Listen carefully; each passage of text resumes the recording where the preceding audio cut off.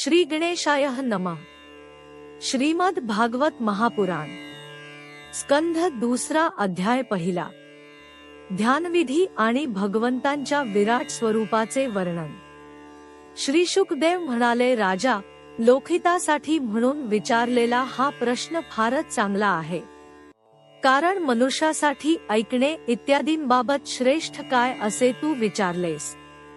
आत्मज्ञानी पुरुष अशा प्रश्नाचा मोठाच आदर करतात। राजेंद्रा, जे गृहस्थ संसारातील कामधंद्यात गढून गेले आहेत, आपल्या स्वरूपाला जे जाणत नाही, त्यांच्यासाठी ऐकण्यासारख्या, सांगण्यासारख्या इत्यादी हजारो गोष्टी आहेत। हे राजा, त्यांचे सर्व आयुष्य रात्री झोपेत किंवा स्त्री सहवासात आणि दिवसा संपत्तीची हाव किंवा कुटुंबाचे पालनपोषण यातच संपून जाते। संसारामध्ये ज्यांना तो आपले अत्यंत घनिष्ठ संबंधी समजतो, ते शरीर, पुत्र, पत्नीर इत्यादी सारे मिथ्या आहेत। परंतु जीव त्यांच्या मोहात असा अडकून जातो की रात्रंदिवस आपण मृत्यूच्या दाढेत आहोत हे पाहूनही तो सावध होत नाही।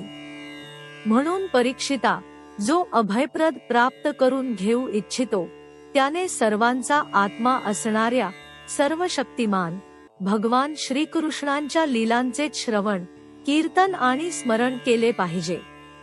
मनुष्यजन्माचा हाच श्रेष्ठ लाभ आहे की ज्ञानाने, भक्तीने किंवा आपल्या धर्मावरील निष्ठेने कोणत्याही प्रकारे का होईना जीवन असे बनवावे की मृत्यूसमयी भगवंतांचे स्मरण अवश्य व्हावे।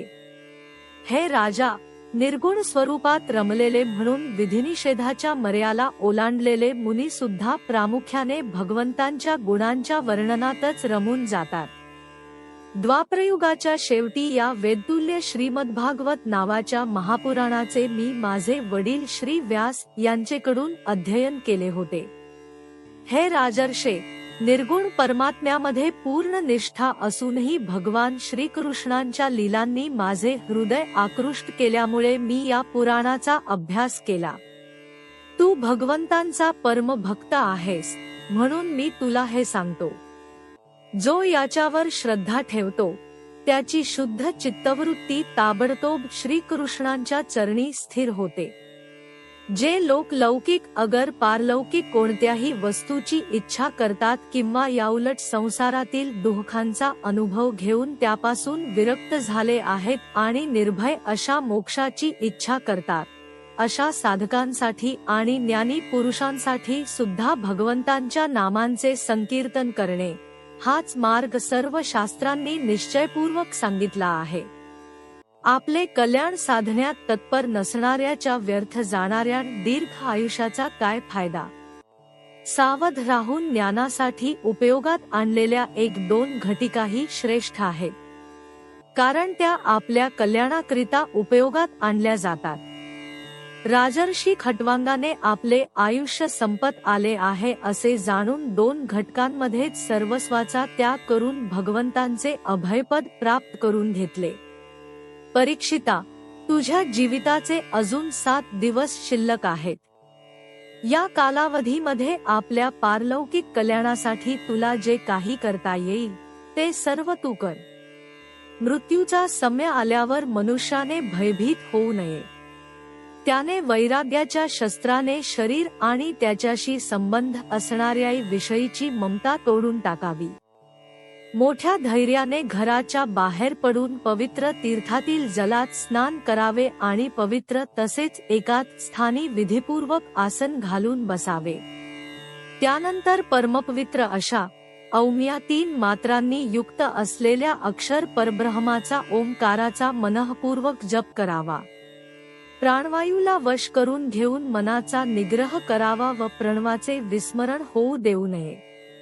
बुद्धीच्या सहाय्याने, मनाच्या द्वारा इंद्रियांना त्यांच्या विषयांपासून परावृत्त करावे आणि कर्मवासनांनी चंचल झालेल्या मनाला विचारांनी काबूत ठेवून ते भगवंतांच्या मंगलमय रूपाकडे लावावे।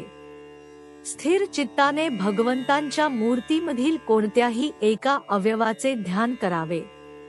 अशा प्रकारे एकेका अंगाचे ध्यान करता करता विश्वासनारहित झालेल्या मनाला पूर्णरूपाने भगवंतांमध्ये असे तल्लीन करावे की ते पुन्हा दुसऱ्या कोणत्याही विषयांचे चिंतन करणार नाही. जे प्राप्त झाल्यानंतर मन भगवत प्रेमाच्या आनंदाने भरून जाते ते भगवान विष्णूंचे परमपद आहे.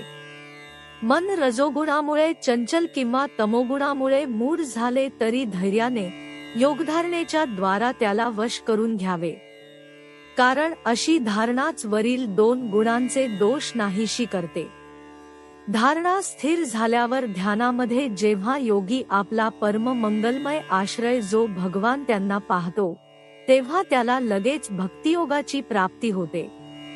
परीक्षिताने विचारले, ब्राह्मण, जी धारणा मनुष्याच्या मनातील मल तत्काळ काढून टाकते ती धारणा कोणत्या वस्तूमध्ये कोणत्या प्रकारे केली जाते आणि तिचे स्वरूप काय?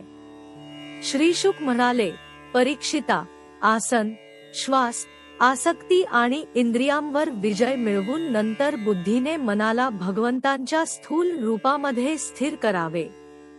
हे कार्यरूप संपूर्ण विश्व जे काही कधी होते आहे अगर असेल असे संपूर्ण विश्व ज्यामध्ये दिसते तेच भगवंतांचे स्थूलातिस्थूल आणि विराट शरीर आहे. जल, अग्नी, वायू, आकाश, अहंकार, महत्त्व आणि प्रकृती या 7 आवरणांनी वेढलेल्या या ब्रह्मांडरूपी शरीरात जो विराट पुरुष आहे तोच धारणेचे आश्रय भगवान आहे.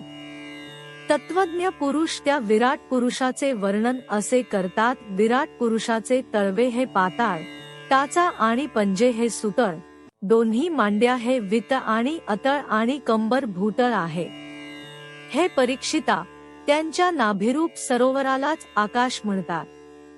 आदिपुरुष परमात्म्याच्या छातीला स्वर्गलोक, गळ्याला महरलोक, वदनाला जनोलोक आणि कपाळाला तपोलोक म्हणतात. त्या सहस्रशीर्ष असलेल्या भगवंतांचा मस्तक समूह म्हणजेच सत्यलोक होय. इंद्रादी देवता त्यांचे हात आहेत. दिशा, कान आणि शब्द श्रवणेंद्रिये आहेत. दोन्ही अश्विनी कुमार त्यांच्या नाकाची छिद्रे आहेत. गंध हे घ्राणेंद्रिय आहे आणि धगधगणारी आग त्यांचे मुख आहे. भगवान विष्णूंचे नेत्र अंतरिक्ष आहेत. त्यांची पाहण्याची शक्ती सूर्य आहे. दोन्ही पापण्या रात्र आणि दिवस आहेत. त्यांचा भ्रूविलास ब्रह्मलोक आहे. टाळू पाणी आहे आणि जीभ रस आहे. वेदांना भगवंतांचे ब्रह्मरंध्र म्हणतात आणि यमाला दाढा. सर्व प्रकारचे प्रेम दात आहेत आणि जगाला मोहून टाकणारी त्यांची माया हेच त्यांचे हास्य म्हटले जाते. ही अनंत सृष्टी हा त्यांच्या मायेचा कटाक्ष विक्षेप आहे. वरचा ओठ लज्जा तर खालचा ओठ लोभ आहे. धर्म स्तन तर अधर्म पाठ आहे. जनेंद्रिय हा प्रजापती तर अंडकोश मित्रावरून आहे. समुद्र पोट आहे तर मोठमोठे पर्वत त्यांची हाडे आहेत. हे राजन, विश्वमूर्ती विराट पुरुषाच्या नाड्या म्हणजे नद्या होत. वृक्ष रोम आहे. अतिशय प्रभावी वायू हा श्वास आहे. काल हे त्याचे चालणे तर गुणांचे चक्र फिरते ठेवणे ये त्याचे कर्म आहे. परीक्षिता, ढगांना त्याचे केस मानले आहे.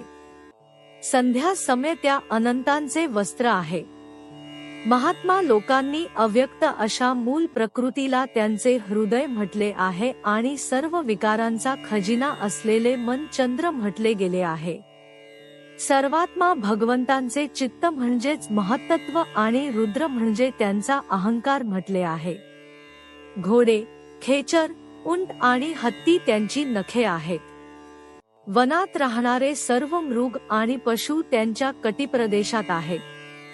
निरनिराळ्या प्रकारचे पक्षी हे त्यांचे अद्भुत रचना कौशल्य आहे. स्वयंभू मनु त्यांची बुद्धी आणि मनुचे संतान मनुष्य त्यांचे निवासस्थान आहे. गंधर्व, विद्याधर, चारण आणि अप्सरा हे षड्ज आदी संगीतातील स्वरांची आठवण आहे. दैत्यसेना त्यांचे वीर्य आहे. ब्राह्मण मुख, क्षत्रिय भुजा, वैश्य मांड्या आणि शूद्र विराट पुरुषाचे चरण आहेत. विविध देवतांच्या नावाने जे द्रव्यमय यज्ञ केले जातात ते त्यांचे कर्म होय. परीक्षिता, विराट भगवंतांच्या स्थूल शरीराचे हेच स्वरूप आहे. ते मी तुला सांगितले. मुमुक्षु पुरुष यातच बुद्धीच्या द्वारे मनाला स्थिर करतात, कारण यापेक्षा वेगळी कोणतीच वस्तू नाही.